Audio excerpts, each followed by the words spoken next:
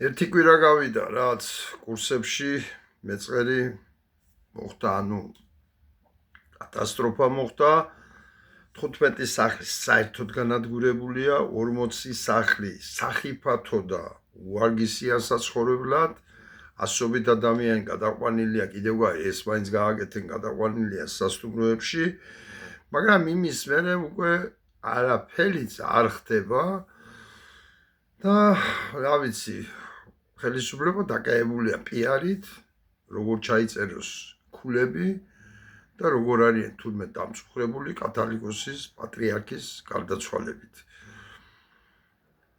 არ ვიცი, ჩვენ ახლა მივიღებთ ისევე როგორც სოხუმიდან, აფხაზეთიდან ტოლვილების წყლობით სასტუმროში ცხოვრება, აი ასეთ ადამიანებს მივიღებთ ახალს უკვე, ან მოუწევთ მათ ემიგრაციაში წასვლა და თავის ცხოვრების ხელახლა დაწყება და აწყობა და ახლა წარმოიდგინეთ და მათ გულებში ჩაიხედეთ მთელი ცხოვრება რაღაცას აკეთებდნენ, მათი წინაპრები, ბაბუები, ბებიები, მშობლები თვითონ აგრძელებდნენ და ერთ დღეში გაიგვიზენ და არაფერი არ არის.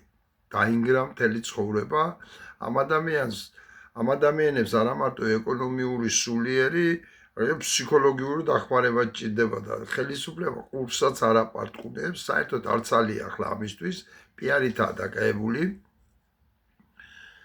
ეს არის ტრაგედია და კიდევ ერთხელ მინდა რაღაცნაირად ჩვენ თუ ვერ ვისწავლეთ ერთმანეთის გვერდში დგომა, ერთად ბრძოლა,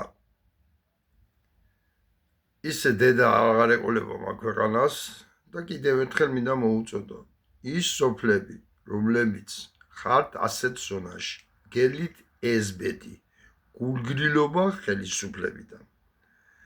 თუ კი ახლა არ აიმაღლეთ ხმა და თუ კი ახლა არ დაუდექით უკვე ტრაგედია განცდილ კურსებში მცხოვრებ ადამიანებს.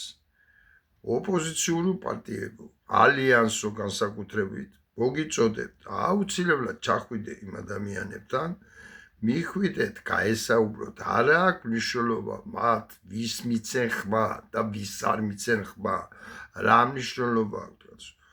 ისინი არიან საქართველოს მოქალაქეები და ჩვენი ვალია, ვალდებულება ჩავიდეთ მათ, ვესაუბროთ და რაც შეგვეძლება დავეხმაროთ. მადლობთ ყურადღებისათვის.